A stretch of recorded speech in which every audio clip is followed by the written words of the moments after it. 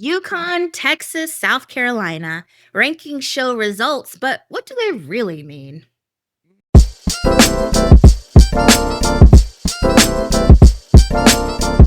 Yeah, so the question is, who really is the real deal out of those teams that I just listed? The top three: UConn, Texas, South Carolina. We're in January. This is a great time to do a check-in on our top three teams. We've talked about UConn a bit. We haven't got a lot of chances to talk about Texas or South Carolina. This is a perfect time to Indeed do it it. is. Indeed it is. And also, again, the top teams in that top 20, some of them are dropping off. Some of them are dropping off. Some are So dropping so off. my thoughts on who could possibly break into the top 3, they're changing. Some are dropping off. Some are moving up. But before we get started, this is Club Hoops Podcast. This is a women's basketball podcast hosted by a father-daughter duo. I'm Natalie I'm Franklin. Gregory Franklin, the father.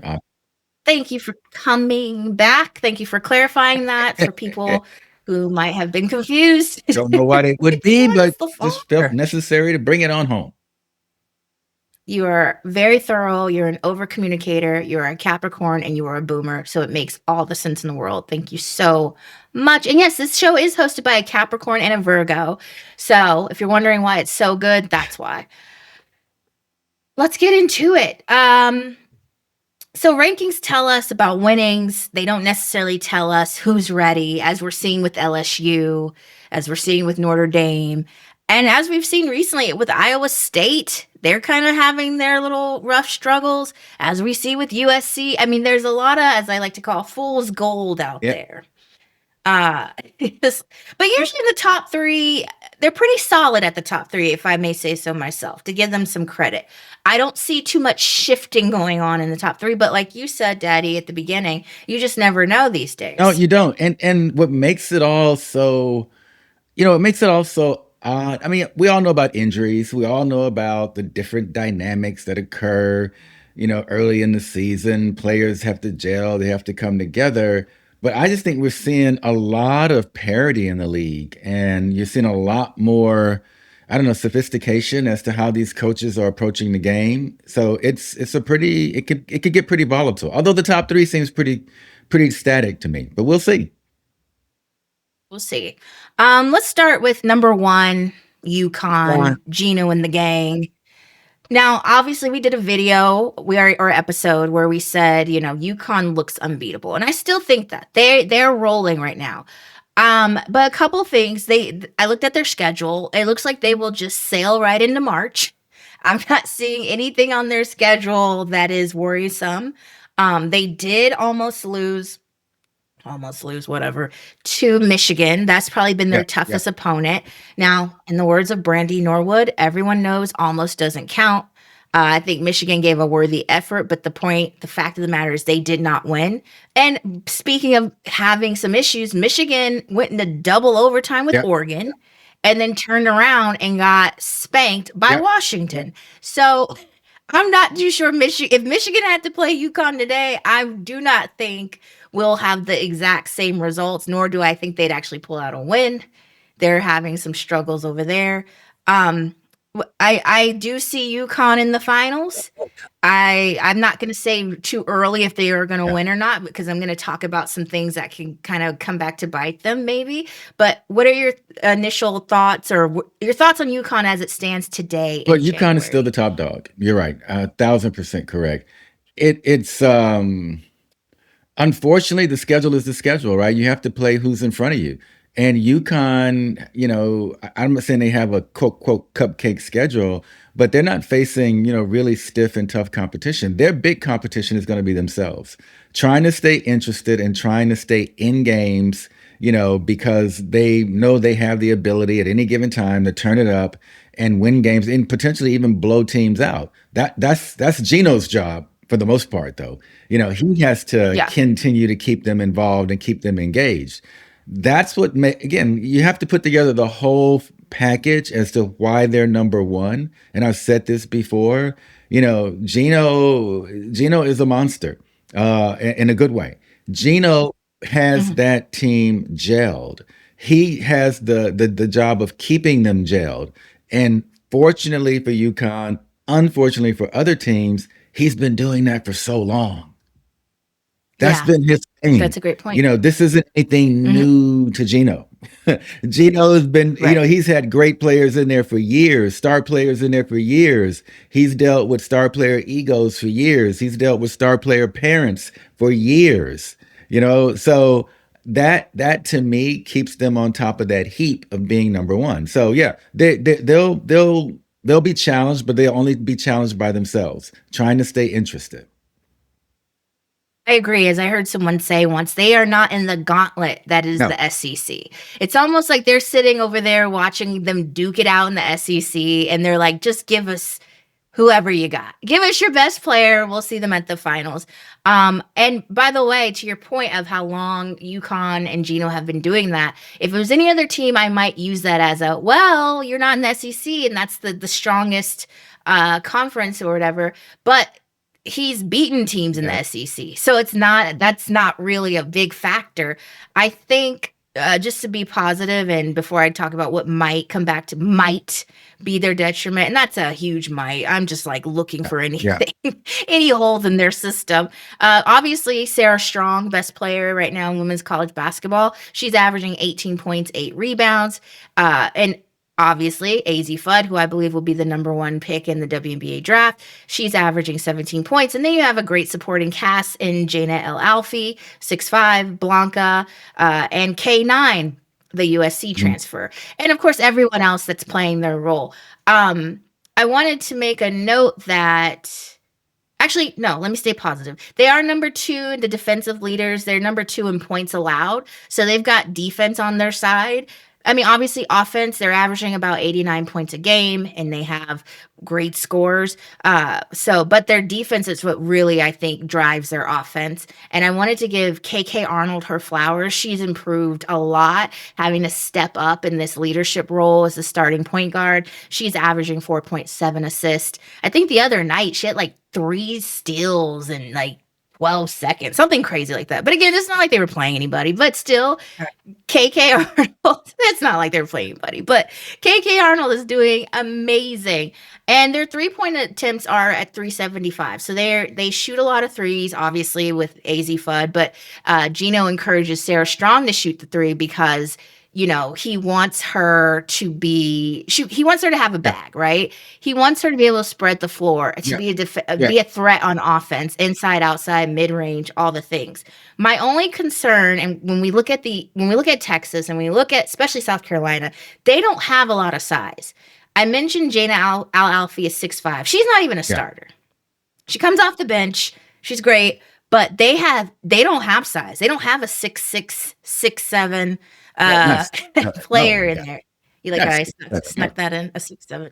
They don't have the height. If anything were to be to their detriment, it might be that. And it's a huge might because last year they went against South Carolina in the finals and killed them. And they had Chloe Kitts at the time. I can't remember if they played UCLA. I feel like they did. I just can't remember. But they have Lauren Betts 6'7". I'm just trying to think of other teams they played that had, big height advantage. And I think to your point about Gino being a monster, a dog, a strategic evil genius, I think he plays that he has his team playing so that the height disadvantage isn't to their disadvantage, if he that does. makes sense. This is why Sarah Strong had to Yeah, shoot the three. It's like, look, we can't have you inside against these teams that have actual size, so you're gonna have to have an outside yeah. game. I, Thoughts I on think that? South Carolina has some height though. I think they have height. Yeah, that's why I said when we get to the Yeah, Texas and South Carolina, they have the yeah, height, yeah. but UConn does not have I the height I that they I I have. think it boils down, you know, again, continuing to toot my horn regarding Gino. I think it boils down to game planning, game strategy, and the implementation of that. I wouldn't be surprised if we look up on the bench one day and Gino is over there stroking a white cat. You know, Doctor. Yeah, Dr. he's over Evil. there stroking a white cat. I mean, he's just that diabolical in his scheming, right? His game schemes. So I'm not that concerned about when they face longer teams like a South Carolina. Texas in some positions. Kentucky, we all, admit that Kentucky is fairly tall and long and lean. I'm not that concerned about UConn facing that physical challenge of height. What again, I continue to reiterate is that UConn's biggest threat happens to be themselves. And whether or not they don't get bored or they get too comfortable, so to speak, and make those mental errors. And that would cause them to quote unquote lose games, maybe drop from number one to number two or number three. I don't know, because these things are sort of, speculative at this point. But when you talk about losing teams that are losing, but I'm not concerned. I mean, this is why they're number one. This is why they've been number one, for a few seasons.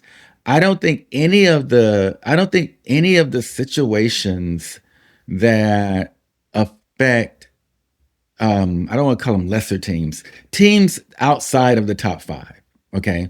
I don't think any of the issues or situations that may affect the team outside of the top five necessarily hit UConn the same way.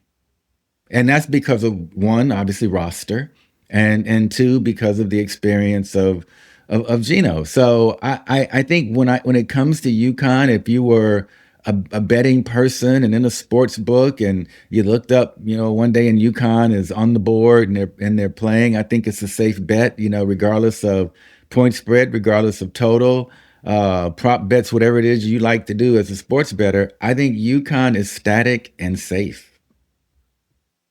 Yeah, this, like I said, the system, I mean, we're agreeing with each other. The system Gino has set up is so that height does not play a huge factor in their offensive or in defensive success, Yeah, right?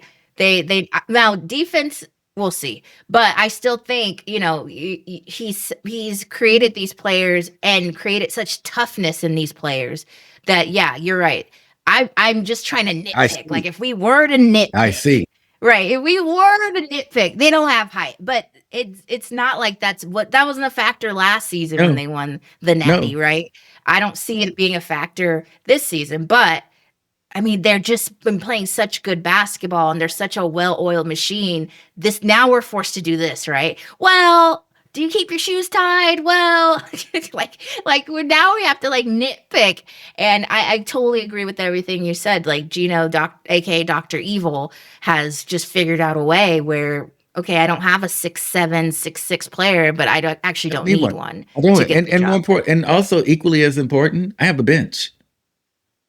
I Yeah. have a bench. I have I have a bench, right? scores. If I Yeah. decide to game plan, you know what, guys, this game we're going to run this team to death. We're going to sit here, Yeah. and every opportunity we get, we're going to run. I mean, that's the kind of, Right. again, he looks at teams and he looks at and then he just picks and choose out of his bag a strategy. And his team has the versatility and the flexibility to operate pretty much, any of the more popular basketball strategies, whether it's run and gun, whether it's a half court set. He has that level of talent on his team to be able to access and use a variety of strategies, and they all, Right. as of right now, tend to work for him. Right. And score on many various places on the Any level. floor, right? They're not just inside team. They're not just Yep. outside team. They can do mid range. They can run the fast break. So yeah, great point. Let's move on to the Texas Longhorns, a high scoring team averaging 91 points this season. They're really known for their physicality, I believe, and their defense. This is a really gritty, get down in the dirt and get after it team. I really like them. Their leader, Madison Booker, is averaging 19 points. I mean, they're such a dynamic team. They have Madison Booker averaging 19, Jordan Lee averaging 15, Aaliyah Crump averaging 13, Kayla, I can't read my own handwriting, but Kayla averaging 11. Then you've got Rory Harmon, their Love floor her. general, averaging 7 assists, Love 3 her. steals.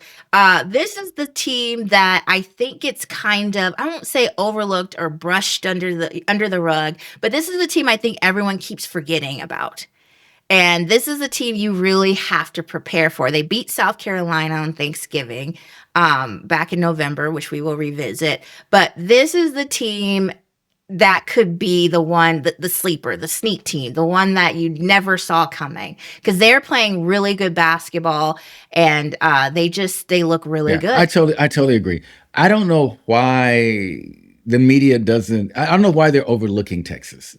They gravitate Yes. to the more flashy, glamorous, sort of teams. Obviously, UConn, South Carolina, LSU. But Texas, much like Texas football, I guess. The Texas, women, the Lady Longhorns, physical team, not flashy, but they bring a hard hat, they bring a lunch pail, they go to work. They go to work. Nice. They go to work and they show up big Hmm. time. So I don't know why Right. there's this sort of void in the media to really give that Texas team their flowers. But they're the team. I can guarantee you they're not going to sneak up on the top three. They're fully aware of what Texas can do and what Texas capabilities are. They have to be. That team brings so much each and every game that it's hard to overlook them. It is really hard to overlook Right. them. I would say that of any team, within that top three that's capable, and of course we're just talking about South Carolina, right? That's capable of taking over the number Yeah. one spot, that would be Texas. That would be Texas. They're not the team that I guess folks expect to see on ESPN every weekend, and and all the great commentary about the team on First Take and all the other shows, but they are a Right. team to be noticed. They're the team to be Right. recognized. I definitely agree. I don't know why they don't get more chatter, especially Madison Booker. She is just an amazing player. Uh, I believe I'm trying to find out what award she won either last year or the year before last. Oh yeah, last year, SEC Player of the Year. Uh, this is a top tier player, a leader. I can definitely see. I could see them in the finals. To be very honest, like there's nothing that says they can't go to the finals. I think what I'd like to note though, their issue, the issue I have with them, and the same issue I have with South Carolina, is that their 3-point attempts aren't that high, especially if you compare it to UConn. And I get it. UConn is on a Gino's making a point to have their team shoot threes, and that's part of the strategy, right? We don't have height, so we got to have points.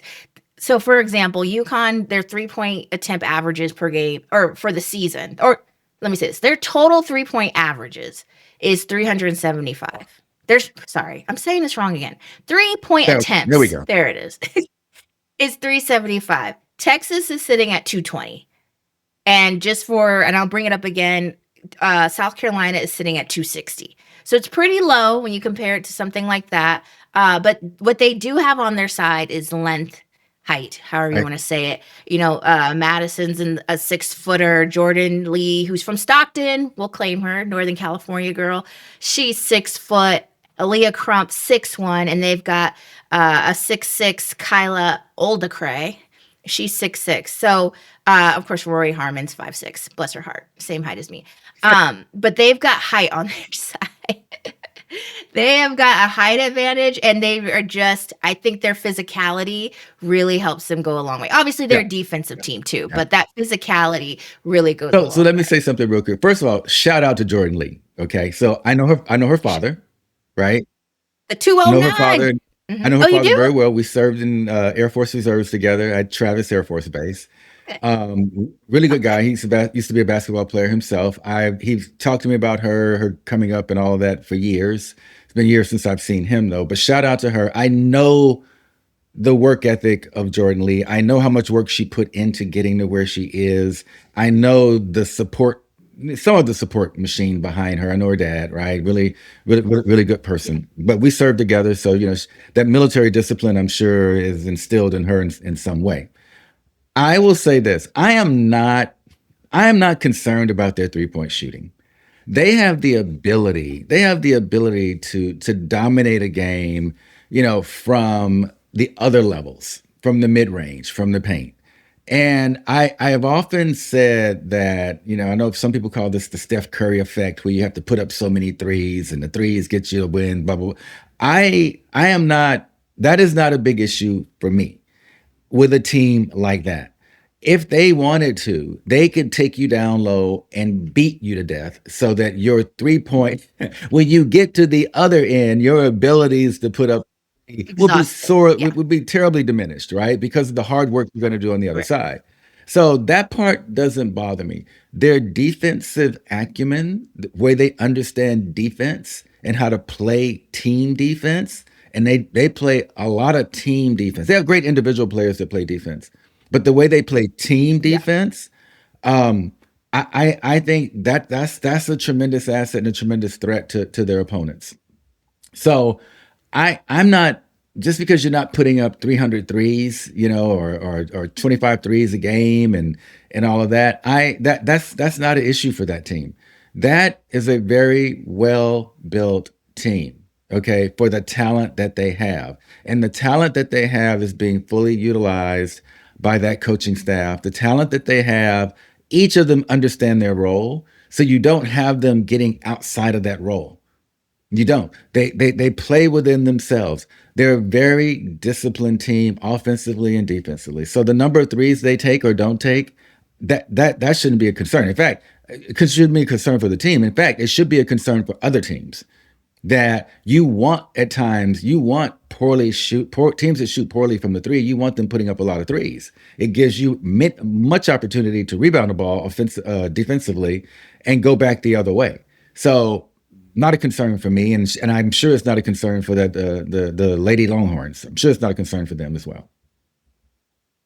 Well, I bring that up as we transition to South Carolina because the last time these two met in November on Thanksgiving, which we'll talk a little bit about their rematch that's coming up, they were really neck and neck in a lot of stats. And I believe on both sides, if they would have attempted more slash made more threes, it would have gave them opportunities to create some distance between either team. That's the only reason I bring that up because I feel like I agree with you wholeheartedly, but I feel like in games where you have to get back, you're playing catch up. Threes help to get you Yeah, back in the game, and in games where you need to create distance, threes help. So I just say that to say yes, I get that's not their identity. I believe that's what absolutely, you're saying. And I agree, that isn't absolutely. their identity. However, if they get into a close game again with South Carolina or any other opponent, they're going to need something to help them pull away. And to your point, maybe their strategy is we're just going to go and bang it out in the key, or we're just going to go, they have other They things in do. mind. And I appreciate that as well. All right, let's make this transition down to South Carolina with Don Staley and the late. I don't think they say Lady Gamecocks anymore. I think they just say Okay. Gamecocks over there. I don't know. Side note, speaking of Gamecocks, I'm thinking about Asia Wilson's mom. She called the Aces Lady Aces, and I just thought that was so cute and so mom coded. Definitely mom, Because who are the men Aces? definitely mom coded, but I wonder how the owner feels about that. Lady Aces. But who knows? The Lady Mark Aces. Mark is pretty cool. He probably embraced it. Well, yeah, we all understand moms. Like Yeah. that's the stuff they do. Lady Aces cracked me up. But anyway, South Carolina, another high scoring team. They've got 90, averaging 91 points. This is the team I feel maybe after UConn. I don't know. I feel like they have more depth than UConn, but I'm just gonna say I'm just gonna leave. I'm not gonna do a comparison, but let's just say they have a lot of depth, right? They just added Alicia Mm. Tornbys, Bias. Turn back. He's Yeah. torn buys. 6'7" from France. She's played professional basketball. She's not played a game yet, but that was a big grab for Dawn because again, that's 6'7". How can you got to respect 6'7". But she can ball. This girl dunks in transition. Just a great player. Not just height, but she can actually hoop. They added Tanaya Latson this year, huge scorer. Just that she brings a lot of points to Don's system. She is injured right now. They're trying to get her back. But there's the Joyce Edwards of it all. Joyce Edwards averaging 21 points. Medina, I can never pronounce her last name. Okot, averaging 11 rebounds, averaging 15 points, and she's 6'6". And then you have the floor general, the one in charge, their point guard, Raven Johnson, averaging 5.7 assists. Raven Johnson, arguably the best point guard in women's basketball right now. She is just I mean, pass first, score second, but she keeps that team Yeah. poised. She does not Yeah. panic. She keeps them together. She runs that show. It's what I would like for Malaysia Fulwiley if her aspirations is to be a Mhm. point guard in Yeah. college You, basketball you, and later WNBA. That is the model right there. And like I said, there's other great point guards in college basketball. You know, you still got excuse me, you, Kiki Rice. You still have Hannah Hidalgo. Even obviously, we go back to Texas, Rory Harmon. But Raven Johnson is like your ideal pure point guard. She's not looking for her shot. She's not trying to be Steph Curry or Caitlin Clark and shoot from the logo. She is just trying to make everything work. And I think that Raven Johnson is actually the cheat code over there. I think they've got great height. They've got all this great stuff. Tanai Latin, Tessa Thompson, but without Raven, this none of yeah. this Yeah. works. And I can't say enough great things about her.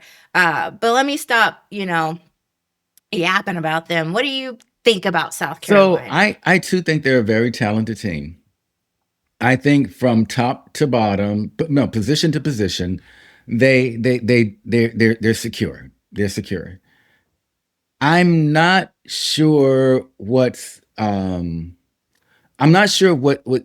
keeping them from breaking through to at least number two. I know they had a loss, maybe it's a record thing, but if you assess the talent and you match the talent up head to head. I said it twice because there are two teams ahead of them. If you match the talent up, they probably should be sitting at that number two spot, waiting to play UConn to hopefully prevail and become number one.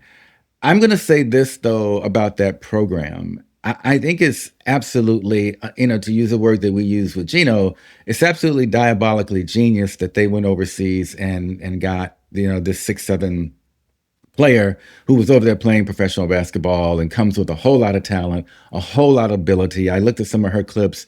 She's actually dunking on the run, with ease. But I Yeah. think the thinking of that program over there is we're not standing pat. We're going to get better every opportunity. Every opportunity we have to get better, we're going to get better. And to me, that's the difference between South Carolina and other teams. South Carolina, these other teams, I think a lot of other teams, particularly in the top 10, they operate from the perspective of if it ain't broke, don't fix it. South Carolina Yeah. operates from the perspective of I don't care if it ain't broke. I'm going to continue to fix things and make them better and better and better. So I really like seeing that in a program that's really just not satisfied with where they are at any given point. They're always looking to get better, always looking to play better. Don Staley, I will be honest, and I've looked for flaws in her coaching style and her strategy and all that. There aren't any. Just like a There, Capricorn there, would. there, there aren't any. I mean, Yeah.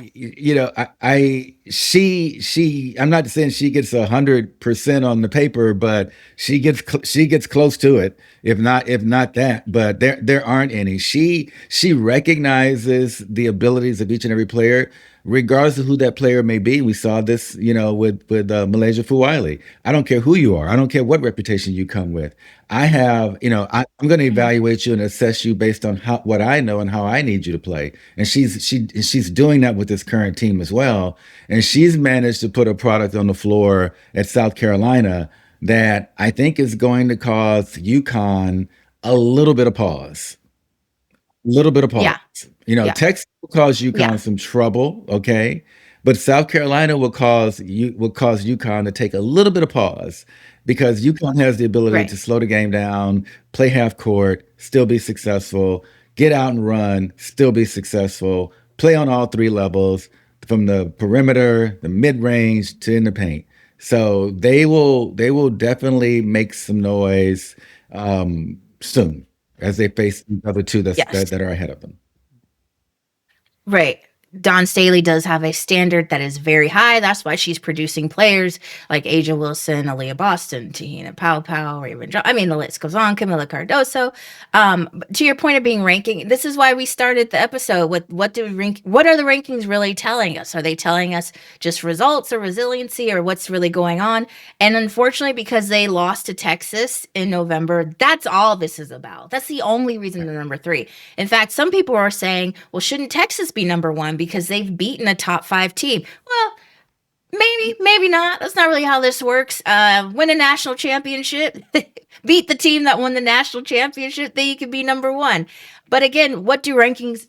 That's what the question we're asking. What do rankings really mean? Look at each team on an Yeah. individual level, and then you can evaluate from there. I agreed with everything you said about South Carolina. And as we move into a quick preview. We're obviously going to do an episode, a full, robust episode to do a what do you call that? Pre-game preview of Texas versus South Carolina. Like I said, that rematch is set for January 15th. Obviously, this is the SEC, so it's a conference Yep. game. That they played Thanksgiving. I will say a lot of tequila, Yeah. vodka, wine was consumed on Thanksgiving, so I barely remember that game. Yeah. Uh, it was in Las Vegas. We were in We Las were. Vegas as well. We just We weren't were. able to attend the Yeah. game because of the holiday and dinner plans. But like I said, the thing I took from that game is both teams did not attempt a lot of threes. That it was very back and forth. They were very even Yep. statistically, almost in every category. Texas was just able to pull it out, I believe, on a final Yep. shot. I think Rory Harmon made it. I should have looked it up. I'm so sorry. I feel ill prepared. But quick question.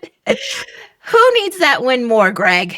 South Carolina or Texas? I I think South Carolina needs it more.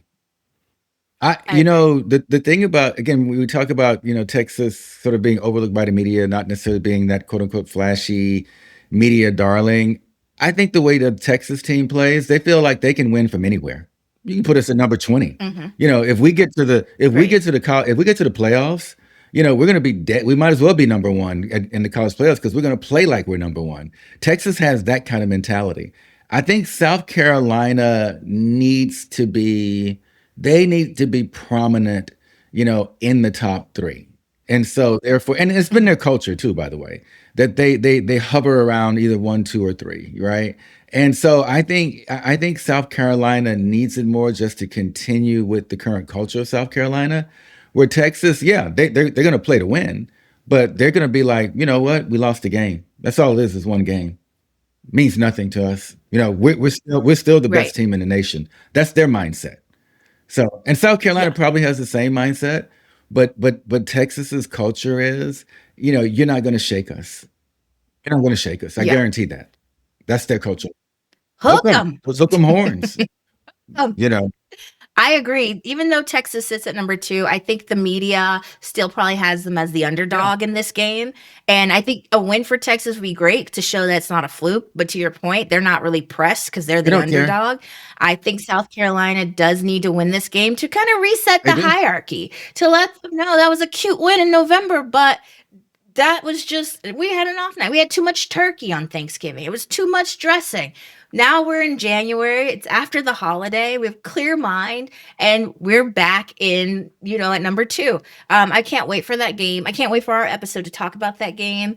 It's going to be great. This is January. This is where all the great SEC play is happening, while UConn is over there just scrimmaging Yep. everybody, Yep.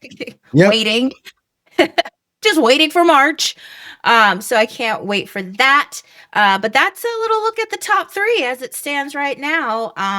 Let us know what you think. Is Texas going to the finals? Is South Carolina? Who's gonna win the Natty? Is it too early? Just give us your thoughts. Just give us your Yep. comments. Don't forget to like. Don't forget to subscribe. Don't forget to share. Don't forget to come back. You got to click that little bell so you know when we have episodes so you can come back Yep. and watch and enjoy. Anything else you'd like to close us with, Dad? No, I think keep a close eye on UCLA. UCLA is sitting at number 4. UCLA may try to make a move. They may try to make a move. So True. keep an eye on UCLA. We will. What's Jordan Lee's dad's name? Oh, No, Mr. no, no. Lee, Well, I'm past he due. was Senior Master Sergeant Lee when I was serving. Oh, God, Roderick, Roderick Lee. Roderick. Roderick Lee, Mr. Lee, thank you for your service. Dad, thank you for your service. And we will talk to you guys later. Thank you again for watching. Bye, folks. Bye.